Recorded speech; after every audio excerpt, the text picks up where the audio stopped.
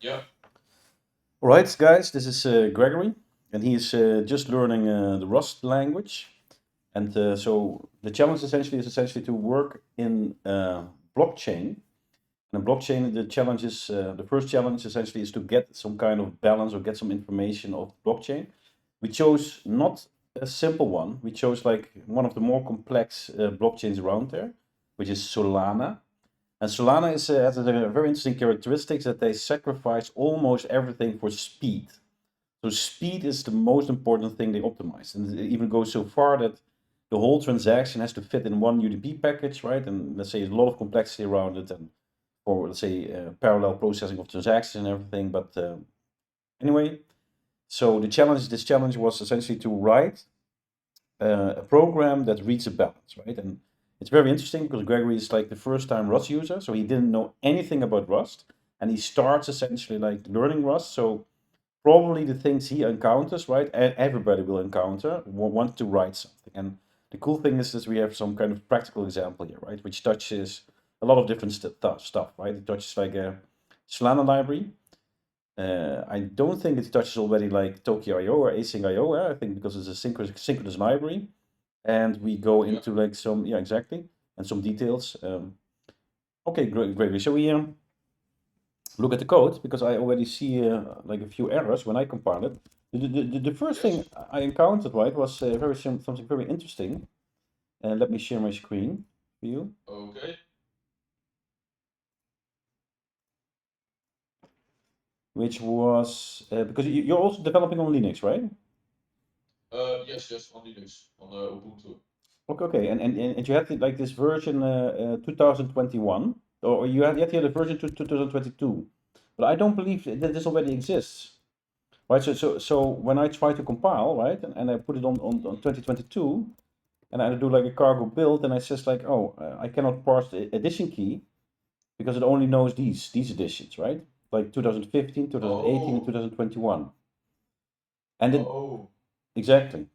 And so I yes, Yeah. So here I was thinking that the edition thing is more or less the thing that you put in your package. Well, it's just the year in which you built it. So that would be 2022. hmm, But that's not exactly, just let's say it's an annotation. exactly. Like the edition, it's it's like the compiler edition, which enables or disables certain kind of features. And so as the message told here, like we got a 2015 edition, 2018 edition, and 2021 edition, right? So, Yes. so this is probably also why you got the error, right? Because now if I build, at least something builds, right? But I get Ah. I get a lot of errors, right? So that's interesting because your build works. If you build it, it works. No, that's the whole thing. It kept not working, and then so think what happens is I changed the year, Mm-hmm. then I got the errors, and then by I don't know what this exactly was. I changed the year back because I thought that would be, let's say, Okay. the thing. So I changed multiple things at once, and then compiled. But one of them was that I put the year back to 2021. All right. So Okay. So so yes, so let's see what the cargo check tells us after it has to process everything. Let me check one thing by the way. Okay, this is good. So I see you made like a lib file which yes, um, which defines some stuff, some essentially reusable components. yes. So the lib file should be essentially a library for the functions that you plan to use in main, right? Exactly. Yeah. So how Rust is structured, the directory structure is structured is like this, right? So for example, you have if you make a lib.rs, then Cargo recognizes it as a lib and it will build a library. If you would remove the lib, right, and only have a only have a main.rs, then essentially the only thing you have is like a binary. So that's the Ah, difference essentially, right? But now you have both, which is cool because now you can actually refer essentially to the functions you defined in this crate in the main, right? And I think you did it, huh? So for example, these yeah. functions, but this is interesting, huh? Because this Solana Rust client, this is something you build, but if I look at the cargo definition, oh yeah, it says Rust client, right? Yeah, so make sure to keep a language system here. Exactly. Yes, Exactly. But it's interesting that because it of course cannot find this, right? Because let me see if I go to main, because this Solana Rust client it doesn't find, right? But Rust client it should find, right? Yeah. Exactly. Yeah. So this is the Rust client, because this name, yeah. So this Rust client, this is essentially what you name the crate. And so this, the Rust client, and what you call the Solana Rust client, right? This has to be the same. Yeah. So I don't know exactly how it was possible that you ever got a working build, right? Because this is almost impossible. Because alone out of this, so it's interesting, okay. But let's go back. So we're now looking at the lib, and we see already some errors, right? I see a system transaction. There's an unused import. That's not a problem. Yeah, so this is very important with Rust, because Rust and the tooling of Rust, also the formatting of Rust, right? So as you can see in my development environment, so if I save something, then it automatically formats the whole language inside a certain kind of format, right? So let me see. So if I write this now, because of too many errors, right, it won't do it, right? But normally Yes. it would like reformat it to some kind of like standardized way, which is nice because if you read code, right, then essentially your brain knows how to find stuff, essentially, right? Yeah. Okay, so the first remark I get is this is a constant, right? And a Yes. constant, it has like it always has to be capitals. Yeah, so Lamport to Sol, right? Okay. So let's rename this, right? To lamp. Oh, that's interesting. VS Code didn't show that for me. Exactly. So and now we get here. Okay, so this is expects as a float, right? But the float Yes. needs to be specified also as a float. So you cannot essentially, so it has to be like a dot zero behind it, right? Or you do something like this to make sure it's interpreted as a float. And another nice thing of Rust is that you can place these, let's say these numbers in between, right? So it makes it a little bit more readable in the sense like, okay, Lampos install is like 1 million. Or let's say Oh, okay. it's 1 trillion. Yeah. Okay, that's nice. Yeah. Because it was also get confused if I set it in a serial too much, you know? Yeah. It's difficult to read like that. Exactly. So here we have the same. So new, say new key pair here. Oh, so this was bad throughout, let's say. Yeah. Exactly. Yeah. Okay. So this is this. Yeah. Use faucet is the same, right? So all these namings have to be corrected. So I'll just write them all. Oh yeah, just like the Solana crate itself has, right? Because there was some confirmed transaction with Yeah. VS Code. So now we have an interesting error. Now it says like implicitly returns as its body, not returns expression. Interesting. What's happening here? So this function, what are you doing here? So cannot find pub key exactly because it has to be like small letters. And then we have sol amount.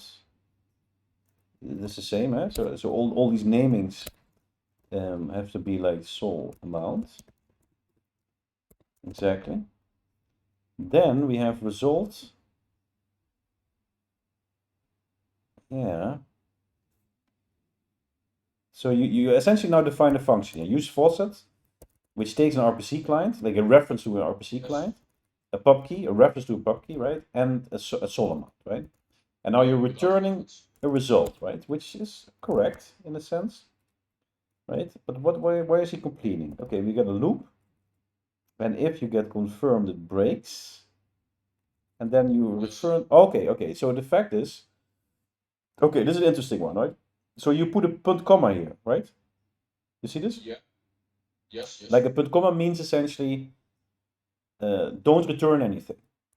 So it's like so it actually says like, okay, so if I remove this punt comma, now it's okay, right? Now it says okay, now it's returning the okay sig.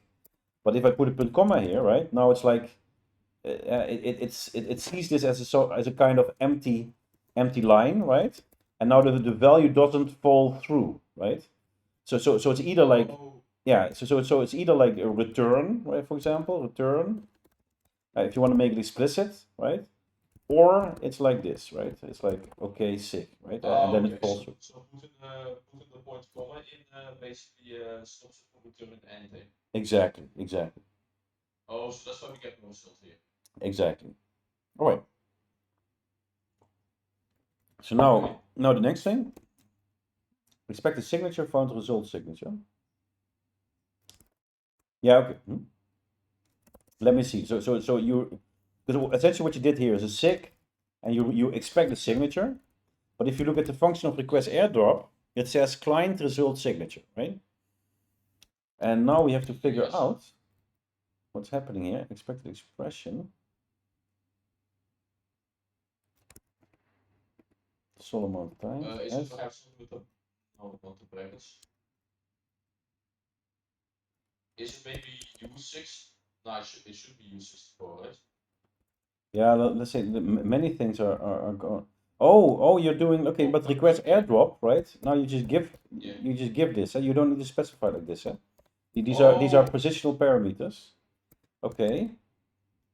So this makes more sense, and then you put like a question mark. Okay, so this makes sense, right? So let's say there's already a lot to unpack here, right? Because okay, what's happening here, right? So you expect here a signature, and the signature is essentially the return value of this airdrop, right? So this airdrop essentially does something with the node.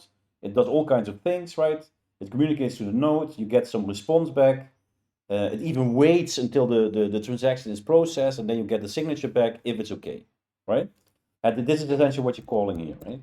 So on the end, right, it says essentially here a question mark, and this question mark is essentially a shortcut to check if the a result returns like an error, and if it returns an error, it will cast the error into this thing you return here, like this result boxed in error, right? So there's already a lot of stuff going on with this question mark alone, and this is very important to understand. So it's essentially like short-circuiting behavior. So if everything is okay, it's okay, and if it's not okay with the question mark, right, then it will exit this function and return this error, and cast it essentially to the error that this function expects. That's very very important, right? But we'll revisit this later, right? So okay, so you could also probably get away with removing the signature, just for clean. That's a little bit cleaner, because essentially the compiler is smart enough to derive it, because this is already like the function request airdrop already has like a signature, and so it's already like specified here, right? And so the compiler can essentially deduce essentially that this is a signature, and then what are you doing is okay, you're waiting essentially for the transaction to be confirmed, right? All right. Okay, so you have to manually wait until it's confirmed. So now you're polling essentially, like very fast. You're polling. That was one way I found to solve this. Yeah. Because I was thinking that you don't know instantaneously if it arrived or not, so you have to keep checking it. Yeah. And then once it's there, the loop gets broken because it's confirmed. Okay, interesting. Yeah, that's a smart way. The only remark I have here is because you're looping that many times, you're hammering essentially the node, right? Yeah, so it's like imagine this being executed, then it's like check, and now you're generating like a lot of transactions, right? Because there's no, you don't have a sleep here, right? So it's like at maximum speed, it's now hammering. Oh yeah. Yeah, so it's going to cost a lot. Yeah, exactly. So it's going to cost a lot. So again, this is important to know. So never like signature is just like signature. These are positional parameters. Yeah. Okay. So confirmed. Now, if confirmed is black, now let's keep it like this, and then you have a signature return, right? Let's see if there's a more intelligent way of doing this, because it's interesting that this works like this. But okay. Then balance check. I think we will see the same stuff here. Exactly. Every time these positional parameters. Yeah. And I definitely missed that. as expected. Yeah, you're getting the balance, but this is also again a result, right? So you want to fail if it doesn't work. Now you're getting back to the primitive, and this get balance is unsigned 64, and you want to make floats of it and then convert it. Okay, check. All right, and then again this naming, right? So balance check. It's really nice, because there's like the whole the whole community essentially uses these naming conventions, right? Which is like ideal, right? It's ideal. I sort of try to use it from R, because in R many things are named with written together with first lowercase and uppercases. Yeah. But yeah, I'll keep it in mind. So lower cases and underscores. Exactly. Now it's interesting, because it says it has not check balance. Oh, it's balance check. Okay, interesting. So it's balance check. Oh, I was a bit too quick there then. Yeah. So did you write this? Let's say, did you write this just down as how you think it would be? Because this could never compile, right? Or is it Yes. more? So it was more like a mental exercise. Well, the first time I tried to compile it within 2022, I got exactly the error that you got. Okay, exactly. The second time, I was a bit like, well, this is not the same error, so it's probably compiling, but there are many errors. Okay, definitely. Okay, but okay, so so this fostered amount, very interesting. So what you're doing here essentially, you're defining a constant, right? And a constant, you must imagine, is just nothing. It's nothing more than a search and replace through the whole Rust code base, right? So essentially, so you can never use a reference here, right? It's like because you're actually just search replacing the value. So it has to be this, right? And now it's correct. And now again, essentially the naming, right? So we need to rename this to fostered amount.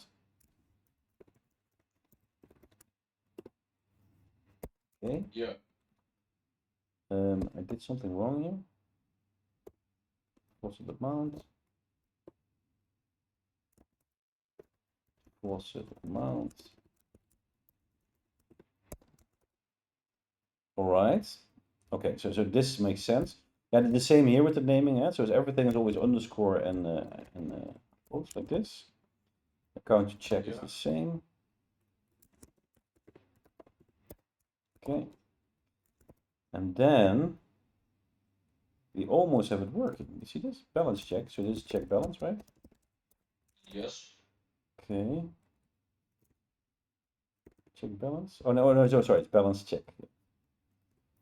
Balance check. Yeah, now I'm both confused with that. Yeah, exactly. Well, we should choose a different name altogether. This is the same, so it's just like a faucet signature. I'll just make it a little bit extracted balance. It's good naming, by the way, right? It's very clear naming, which is I like, because it's like very, it's good because it now you like, it's nice to read, right? Let's say let's say some developers like to use short names, but that doesn't work. Okay, so now we essentially solved all the issues, right? So let's see if we get a build. We only got one. This is an unused import at lib. So we just cleaned it up essentially a bit. Okay, so the system transaction. Not necessary, so let's do a build. All right. So now we got a. It's stuck at. Yeah. Oh. Perfect. Okay. So let's see if we can run it, right? Let's see what it does. Yes. Boom. Okay. Clean. Nice. Now it's hammering the node, right? And probably we will be now DDoSed, right? We will probably be like disconnected from the node because I think it's using a public node, probably, right? It's using DevNet. It's using the DevNet, yeah, exactly. So now we were hammering like 20 times. Let's just do like a simple test to see. Yeah, also, but let's see how many times it does it. So cargo run. Yeah, this is like a quick, like cargo run is essentially to build and execute very quickly, right? That's the whole idea. Let's see how many times. It's interesting, eh? Hammer. It's not that fast, right? So I think it's throttled, right? But still, it's maybe nice if we give the node like 5 seconds or something, right? I'm not really sure what node can handle, but yeah, we need to let it sleep anyway. Exactly. Don't have the duration. from millis. Let's give it like 2 seconds, right? Yeah. And I'm using here now thread sleep, right? Because we're not in the async IO domain. Maybe this doesn't tell you anything right now, but compilation.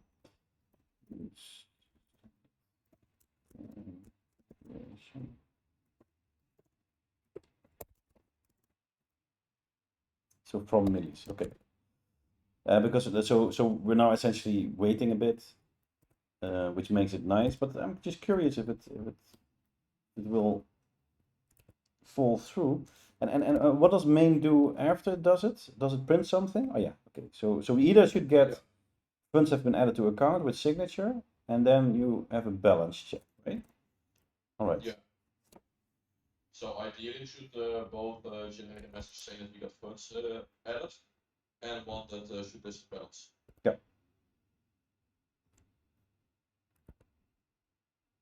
Boom. So funds have been added to account with signature. Wonderful. This and this, and has a balance of 0.000. Okay, this is interesting, huh? So yeah, that shouldn't be the case. No, that shouldn't be the case, right? So why is this the case? And this is an interesting question, but this has to do essentially with how Solana is built up, and there is no way you can know this right now. And imagine essentially this: so you use the faucet. So this function works perfectly, yeah, because it waits now until we get a confirm back. And this confirm transaction, if you look at the function, what does it do? Yeah. It calls the confirm transaction, and then it says, okay, yeah, let's see. So essentially, it's like a wrapper around this one. So confirm transaction with commitment. Yeah. So what is commitment? And then it says self commitment. Now self commitment is is getting from the commitment config, right? And the commitment config is when you is from the RPC client config, and this is essentially where you can set the commitment config, right? And the commitment config can be one of the following things, right? So it's like finalized, confirmed, and processed. Exactly, and this all has to do essentially because we're working with a blockchain, and a blockchain has like different levels of essentially of finalization of essentially where is the consensus algorithm, like say where, so how is the view of your node on the transaction that has been posted, right? So once you generate a transaction and send it to a node, the node will process it, right? So from the node's point of view, right, it's already like processed. It's already integrated in maybe the next block. Yeah. But then how should? Yeah, exactly, from the consensus. Yeah, exactly. Then then the node starts communicating this transaction to all the nodes in its neighborhood, right? On the peer-to-peer level. Right? So it's now broadcasting the transaction saying, hey guys, I got a new transaction, right? Okay, so all these nodes now pick that transaction up, right? Once that cluster in Solana generates a block and starts gossiping it to all its neighbors, right? Now there is like a view on the consensus that this transaction has been included. But that's only on the local cluster first, right? And that's confirmed. And then it has to go up among the clusters. Exactly. And then it has to go up into clusters. Now they do the same essentially, and then it's finalized. And finalized takes around 12 and a half seconds. So that's interesting, because 12.8 seconds. It's before it's from process to finalize, right? And that makes sense because that's also how long we had to wait, right? Because if you look at the code, what does it mean? And we would time this a bit, right? Then I would imagine, okay, we have two. Let's put it on 1 second, right? And let's do a print line. Yeah, then you say you get roughly 12 frames. Exactly, like beep. Yeah. So we will have like 12 prints probably that will make sure this works. 1 second. Yeah.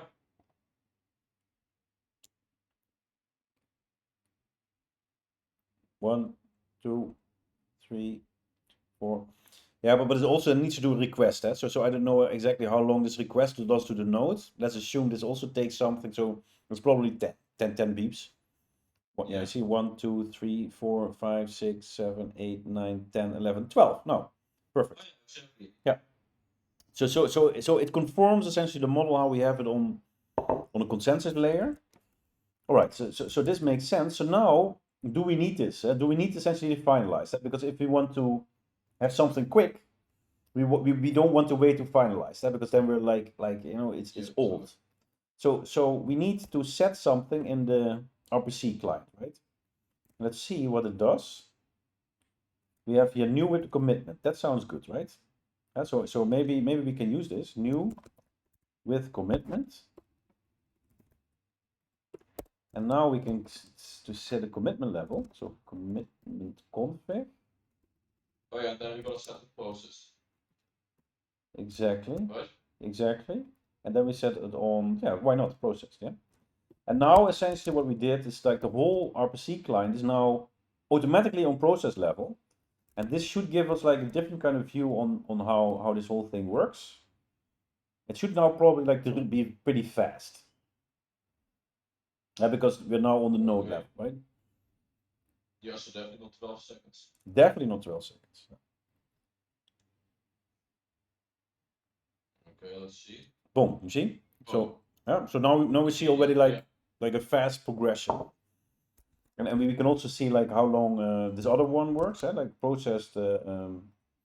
What's the other one? Confirmed? Another one? Yeah, confirmed, I think. Let's see how that is. So that's local cluster time. But we still have to wait here a bit. So this balance check doesn't work. But probably if I would put here a little bit of a sleep as well, then it will work, right? Because it just needs some time to catch up, and because it's processed, it will work. Yeah. So see, let's say this is also pretty quick. Yeah, it's also like yeah. So let's do this again. It's interesting that it doesn't find this one, but okay. English standard time duration. Okay. So let's just wait like 2 seconds, because then it must be done, and then we have like then confirmed we do processed. Yep. So in that sense.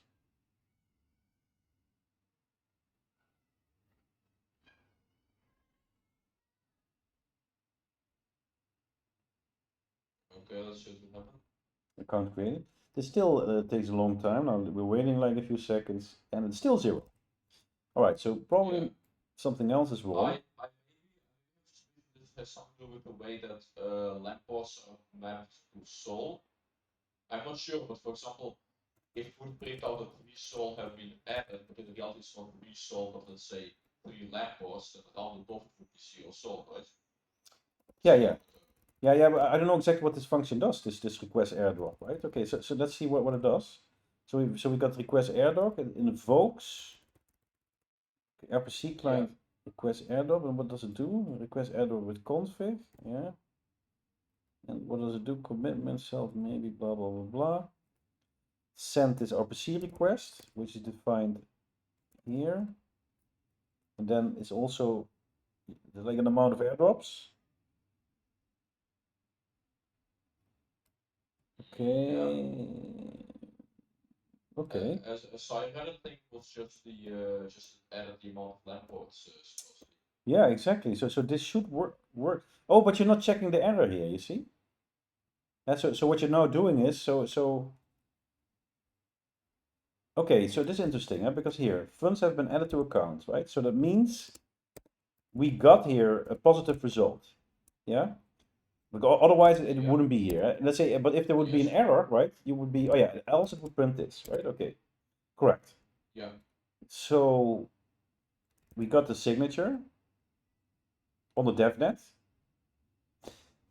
Okay. So this is the signature.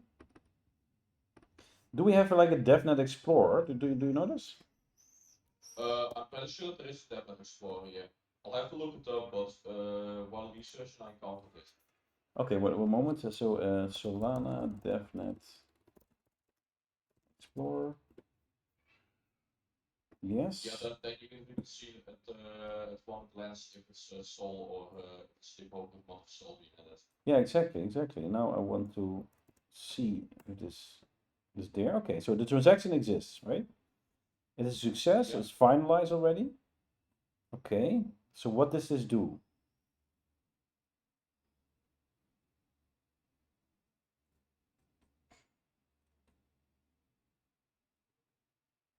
Request too large. Request too large. Rec cap at 2.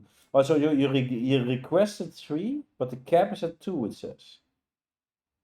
Oh. Uh, So it's the cap of the app. yeah, probably. cap Yeah. of the, Okay. So you can only oh. do 2. Okay, but let's not be greedy. Let's do 1.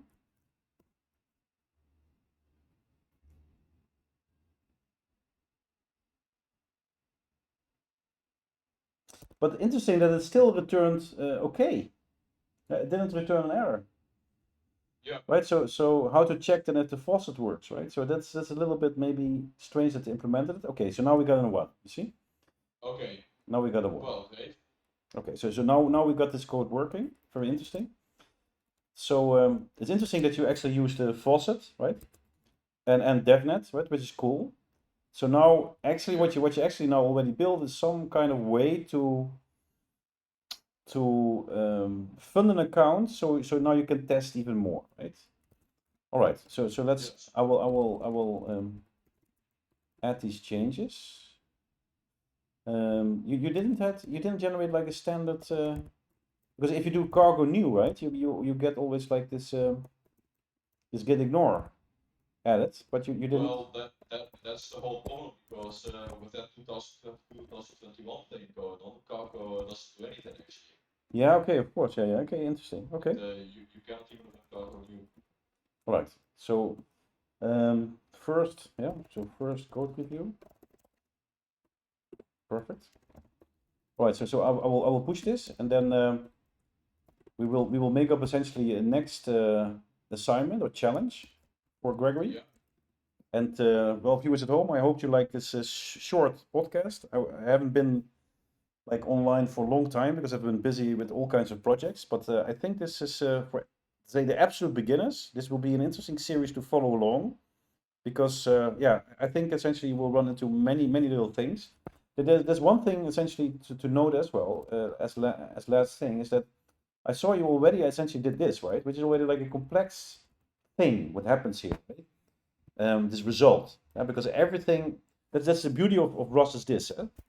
So because essentially you can short circuit essentially with a question mark the error, if essentially this returns an error, and if we drill a little bit deeper, right, you can see like this client result bool, right, is essentially a result t. Yeah, this is like a generic over a certain kind of t, and then it becomes. Yeah, sorry. Okay. So this is that it has a result which takes the box any type. Essentially. Yeah, that's not what I want to say. So what I want to say essentially is like this client results maps to a standard result type, right? So this is from the standard library, yeah? So every time you see like standard is from the standard library, then result, and then to the standard result type. And then it says T, yeah? So this can be anything. It's like a generic. That's already called a generic, so generic type. Oh, and then it just already automatically, let's say, builds this client around it. Exactly. So for example, if you say like, for example, function blah, yeah, returns here this result, and then wow, yeah, or whatever, yeah, then what it actually does, it results this wow, it will put it where the t is, right, and then it will replace it essentially with this. So essentially, what you will get is this, right? Also, even if you forget to add that application detail, then it will still be there actually. No, this is just the you know what's happening essentially if you define a function blah, which returns like a result like this, right? So for example, this result will map to this type, right? So this result will map to this type, and because the result type and then wow, it will become this. You see? it will become this, because essentially like it's being substituted. So essentially it's like a handy way to say, for every client inside the Solana client library, right? If you have like a client error, right? Then you or a client result will be this result, right? With always this client error. And client error is defined here, right?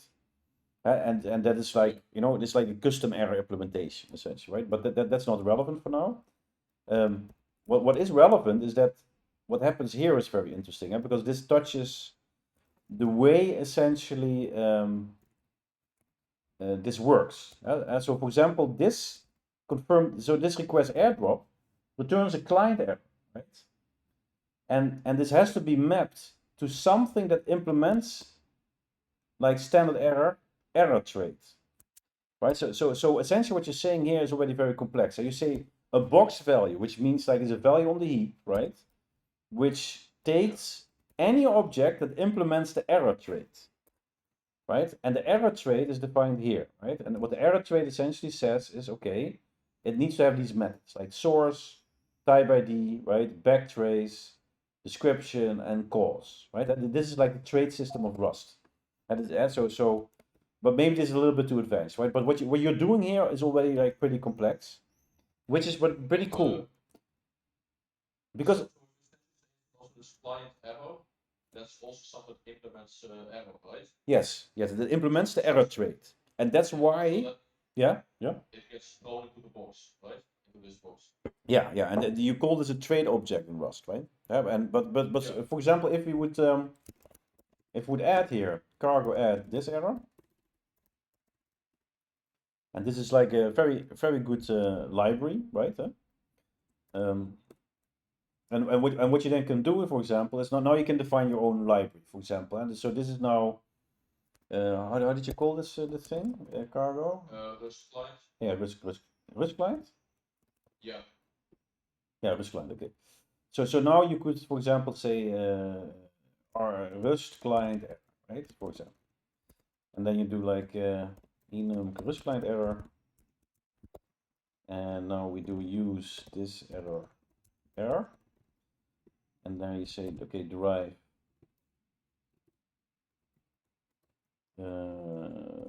derive error and debug, yeah, because it needs both, and I was like whatever.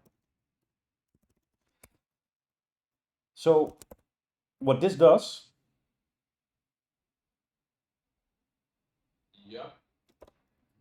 It also needs some description, so error is whatever. Okay. So what this essentially does is now I'm including this crate, this error. This is being made by the guy who also made the serialization Cerda library. And let's say I also did a video on all these error crates, right? It's interesting to watch. And so he made like two things, like any error and this error, right? Any error is also nice to add. Let me see, cargo add anyhow. And anyhow does something even different. What anyhow does is the following. Anyhow does implements essentially this error, this error type. And so if you look at so with the error box, you mean? Yeah, so if you do like Rust anyhow, it's a really nice library. Yeah, exactly, with the box, and then it makes essentially that you can. So now you can use like anyhow result, right? Anyhow result, and now you can just like the result is now conflicting probably with another implementation of result. Or not, this is the only one. Okay, so probably it's like silently overriding it. Let's do this. But I wanted to show you, like, so for example, now we have a Rust client there, right? So now we could also do, for example, okay, now we also make a custom type. And now we can also say like, okay, type Rust client result, yeah. And essentially we do the same as the other one, t, right? And then we say equals standard result. And then we say t, yeah, the same, and we say okay, and but we also always do like a Rust client, right? Okay. So now we make this type, right? And now we could say, okay, so you now exactly have this result, which is now defined as the standard result, right? Standard result, signature boxed in there, right? So with this straight object essentially here. But now we could rewrite it like this, like result client, no, say Rust client result, right? Rust client result. Did I, by the way, already push it? Yeah. Okay. So this is not another thing, right? So we have Rust client result, and now we can remove this one, right? And but now you already see like problems, right? And why are we so because this is like very important to understand, because anything you build in Rust, you always have to handle these results, right? So now you will get an error here, right? At the question mark. Why? That's a complex one, but let's look at the error. So cargo run. So what we now have here is couldn't, yeah, question mark, couldn't convert the error to Rust client error. And why? Oh, can I make a guess? Yes. That's because Rust client error is more specific than error, right? Yes, So yes. it does not actually then go in that box. No, well, this has nothing to do with the box anymore, right? Because now we're expecting a Rust client error, and there is no box here, right? So it's very specific now. Yeah, it's now a Rust client error, exactly. And so it's like it's instead of the box argument on the right there. yeah, yeah. And why do you do this often? Because when you're developing a library, then you want to be very specific with your errors, because you don't want any abstractions to leak. So for example, suppose you want to build another main with this function, right? Then you want to, for example, have a Rust client result returned with a Rust client error. So you can be very specific in how you handle those errors, right? So you don't want to leak essentially that you're using RPC client here, right? Because RPC client uses this client result, yeah, and this client result is the client error. Yeah, it's like the client error from what we saw before. So they have been specific about it already. Exactly. This is something with Rust. Everything has to be very explicit. So why does this fail? Because let's say Rust has no mechanism to get this client error, which we saw here. So this client result, right? So exactly. Get to the Rust client error. Exactly. Yeah, you're following me perfectly. Exactly. So how do we do this, right? Okay, so you can now say, okay, and this is all like a little bit of magic. So you can say, okay, whatever can be converted if we get this client error, and this is then from the RPC client, and now it can convert it, right? And now we get like a very now this has to do with public and private interfaces, so this now has to be public, and this type also needs to be public probably. And now it does work. And why does it work? And this is the cool thing, because this implements a from trait. And the from trait is something in Rust which is pretty cool, right? Which is something you really also have to know. Rust from trait. From and standard convert. So these are like kind of mechanics, right? How to convert from one type to another, right? So for example, so what the magic did, because this error trait, right, has this error, and I do a derive on this error, which actually generates code. So this generates a code that creates the from trait for us, so that when I use this question mark here, I can convert this error to another error, right? To this client result from. So this question mark is nothing different than if I would do map error, and then I would say, for example, Rust client error from, right? Oh, okay, yeah. Just the question mark is a shortcut for that.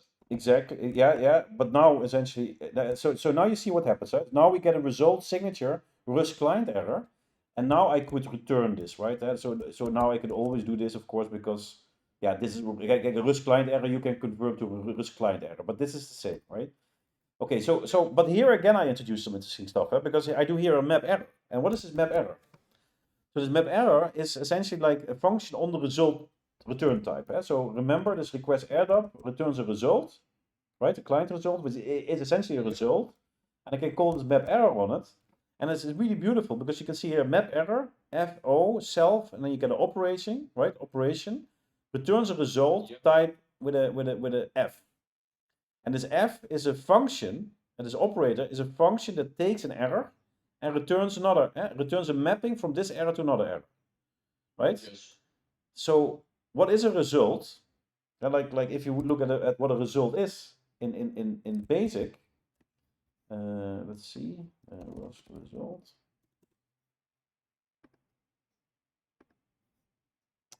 So it's like a type and an error, right? So essentially what map error does, it says, okay, take this error and map it into another type, right? So this is what I do here. So I map the client result, the client error, which you had here, and I'm mapping it to essentially like a Rust client error using the from state, and now it becomes like a whatever, right? So this is like one of the foundational mechanisms in how you structure code, right? This question mark, which is a thing, or anything. The question mark can also be used another way, right? Which options? So for example, you could make like a function blah, which returns an option. For example, an option of an F64, for example. And then you could, what you can do now is, okay, so we can return something, right? Now the mechanics know some this, right? So now essentially like it returns like option. Okay, this is also an interesting thing to know. And that's also why I really like Rust is like Rust does not have a null type. And so there is no null type. And so that means like you never have like a null pointer error in Rust. And so everything has to yeah. Yeah, that's good because null pointers are extremely annoying, of course. You like, hey, you return something. Yes. No. Yes. So if you look at the logo at Rust, so it's almost like you have these this is the interesting thing about Rust. Oh yeah, here you have the logo, right? It's like a mechanical thing almost. It's like a like a cork, like a cork turning around. So the type system is like all these different kind of corks, right, who work together, right? So for example now, an option I can also do this, for example, right? Interesting, huh? So an option also is a shortcut. So this function now will always return none. So can you elaborate a bit more on that? Yeah, because here this none, right, has now a question mark in it, and the question mark is again a short circuit, and it says so if it's a sum it will continue, if it's a none. If it's not, so it will almost stay a question mark. Yeah, exactly, and if it will be sum 2.0, right? Then we do let b is this, right? Then b will be defined, right, as sum, and but if it would be none, now the function will immediately exit here. Yeah, so function. Okay, yeah, good, because usually most languages this would just continue, this would maybe be a null type, right? Exactly. Yeah, exactly. Yeah, the null type is not really relevant here, but the whole idea is essentially like the function will exit exactly at this point because it's the same thing as an error. So you can optimize your function also, let's say if they return an option, right? But so the question mark is always dependent on what's being returned.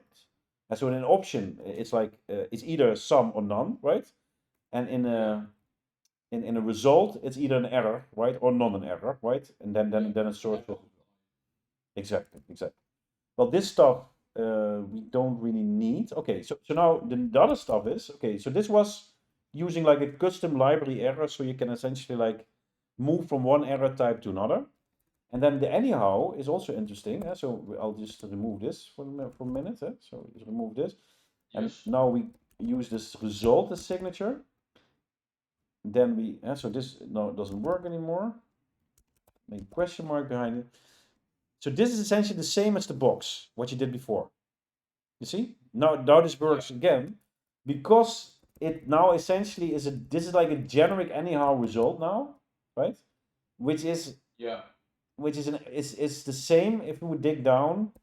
So core, and then the error here is, let's say he does some complex stuff, right? But it's the same as the boxed in box, but a little bit more flexible, and it can handle almost everything. So, but the anyhow error library, you don't use at libraries normally, right? You use this essentially in your main function, right? So for example, this is ideal for main, or essentially when you call a library. So in your main function, here you will have anyhow result, and then you often give like and in Linux standard result.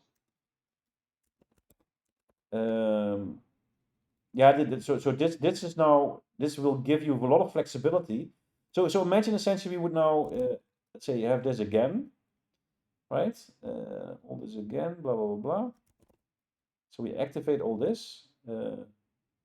We say again a Rust client result, because this in this case it will work. Rust client result signature.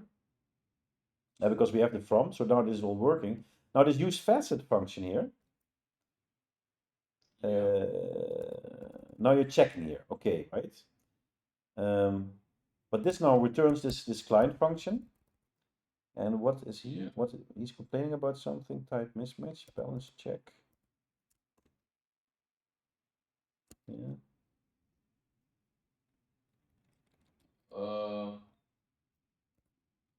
Does it say here that balance check returns that box? Yeah, but this is I don't know exactly what he means here.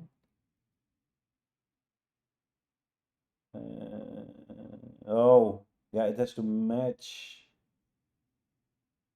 result error. Yeah, no, it has to match the, let's say, so this is an if let print line is nothing.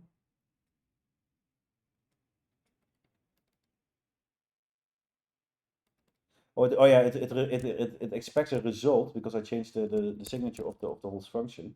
So it needs to, yeah, so because this was essentially I added this result, right? And what it essentially said is, okay, this if statement is now returning this value, and not essentially the value what was expected, which is a result, right? Because this whole if statement also returns something, right? And if I would remove this, then the result of the function will be the result of the if statement. And then it says, okay, it's expecting a result, but it found nothing. It found a unit type. Why did it find a unit type? Because you have this dot comma here, right? In both of the branches, so it doesn't return anything, right? So okay. So this is the reason. But this all works, right? But we can make this more efficient, because essentially what you're doing here is, okay, you have use so what you're doing here is essentially this. So if let okay, right? But you can also just do like, okay, let remove the let and just put a question mark here, right? Yeah. And then you remove the okay, right? And now you're using the question mark to get directly to the value, right? Because if this fails, then the whole main will fail, right? Yeah, exactly. And then we could maybe rename this a little bit, like not whatever, but this is now going to be like yeah, well, that is a little bit more complex. Yeah, what we could say, for example, is faucet air, right? Yes.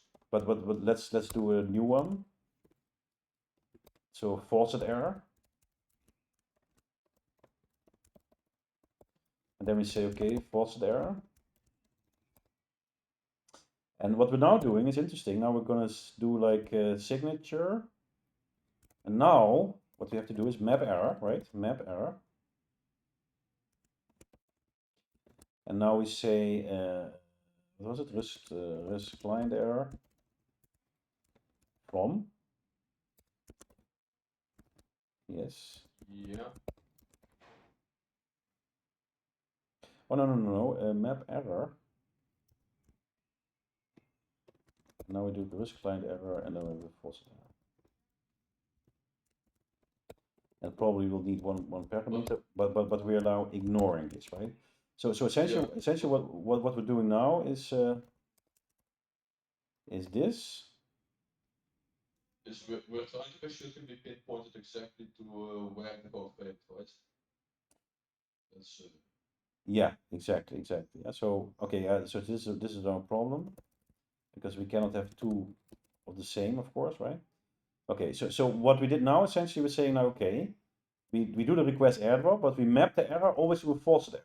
So that means that in this Rust client result, if it fails here, right? Now we will get a false error returned, right? And we can do the same here, right? So example, we map the error. Again, like this is like a lambda. It's like a lambda function we were defining, and then we do like the same as we had here. Is oops. well, I would need to check lambda functions myself. To be honest. Yeah, this is just like a simple definition of a function.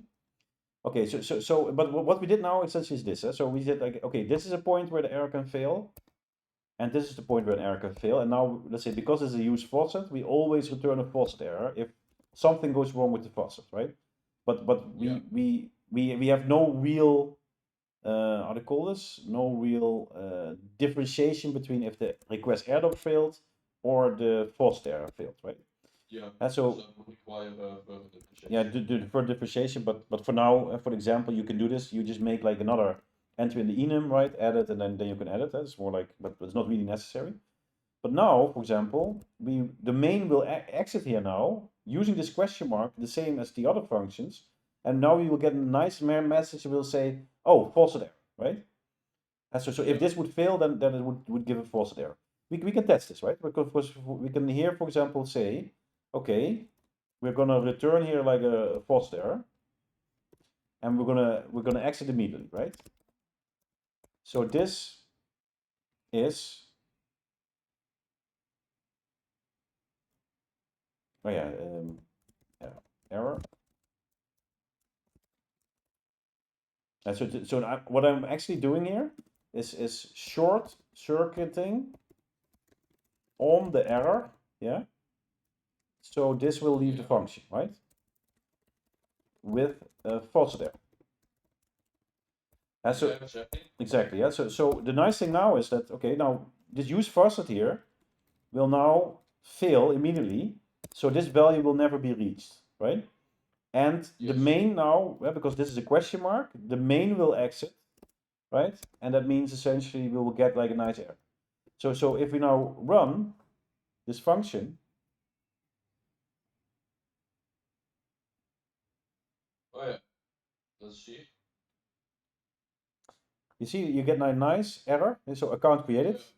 Yeah, we get false error. The false error, exactly. Exactly as it should be. Okay, exactly. Perfect. So this is perfect. So now, for example, we can say, okay, we can now simplify this without all the if statements, right? And now we can say, okay, so either this main fails, yeah, or the funds have been added so we can print it, right? And then we can do the same with balance check, right? So balance check, we want to do the same. So extracted balance is balance check, and then we want to wait and want to we want to wait. This wait was bullshit, by the way. It has to be before, right? Because because we should be checking before we execute the balance check, right? But yeah, definitely. But then we say, okay, we take this here, right? And now we say let not okay, yeah, but so we remove the okay because that's the okay side. Exactly, put the question mark. Okay, extracted balance, and then we print the extracted balance. Then we print this one, which is false balance, yeah? Yeah. Account has balance. Oh yeah, okay, sorry, this was the, sorry, this one needs to go in front, right? This was one, and now we get this one. And we have essentially the whole same thing as what we did in this whole complex statement, right? And so all this complexity, all this branching, we can now remove. Whoa. And we have it now. This is like the power of the question, right? So now this is exactly the same function, but it's very linear, right? What is this false signature? Did I remove this one? Balance check. Oh, I was. Yeah. I should have been. Okay, but essentially the question mark is amount to what was done just now. Yeah. Account to check. Okay, but one moment. So this is false, and now so like this. This is correct. But now we get an error. Why? What? Can it be shared between threads?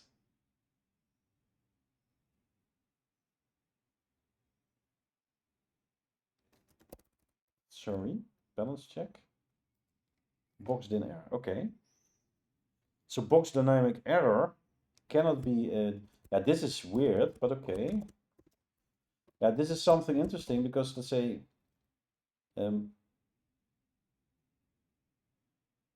Yeah.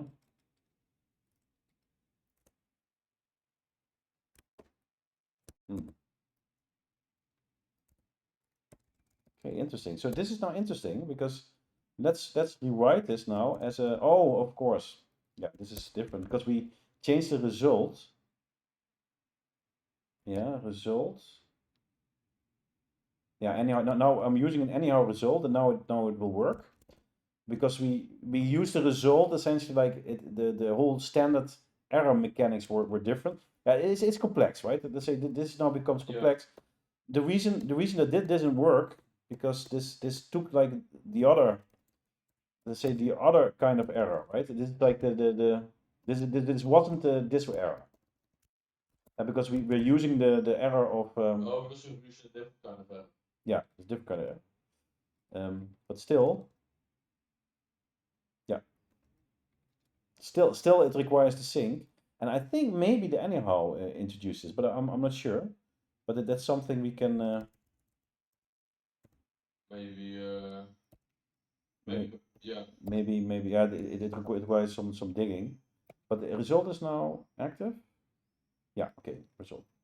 All right. So this works, and we have everything working. But yeah, so this is now very linear, right? So there's no if statements anymore, right? So it's much more cleaner. Yeah. It's now step, step, step, and if something goes wrong, then it goes wrong. The only thing is now we have this balance check, which returns now an anyhow result. And so this returns anyhow, and then it returns not anyhow. So this will not give any real information of where it went wrong. So just for correctness, we'll just add like a balance check field, right? Or balance check error or whatever. What was it called? Balance check. So we'll just what's it? To balance check. So now we have balance check error. And now we can, and again, give like the Rust client, what is it? Rust client result. Now this should give. Does work? This shouldn't work. Oh yeah, because we got this generic function of client error, right? But this should, so now essentially this takes it, but if you remove it, we should get an error. Yes, we get an error because it cannot map the error, right? So now we explicitly map error again with the lambda. And now we do Rust client error and a balance check. Exactly. Now we have everything built, you see? And now, even if this would fail,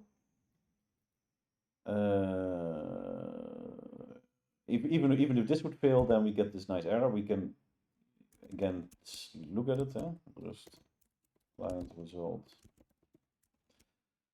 What was it? Balance check error. Balance check error. Then we short circuit here. Right.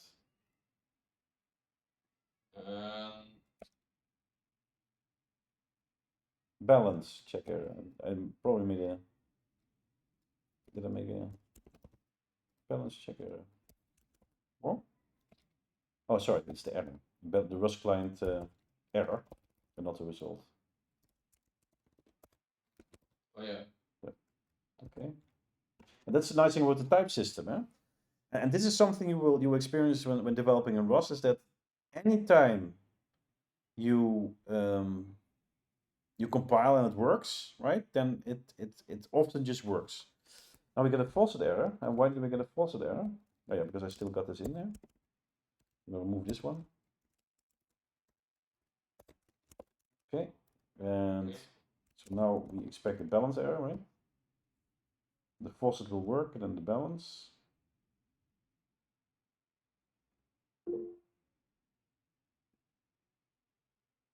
Oh yeah.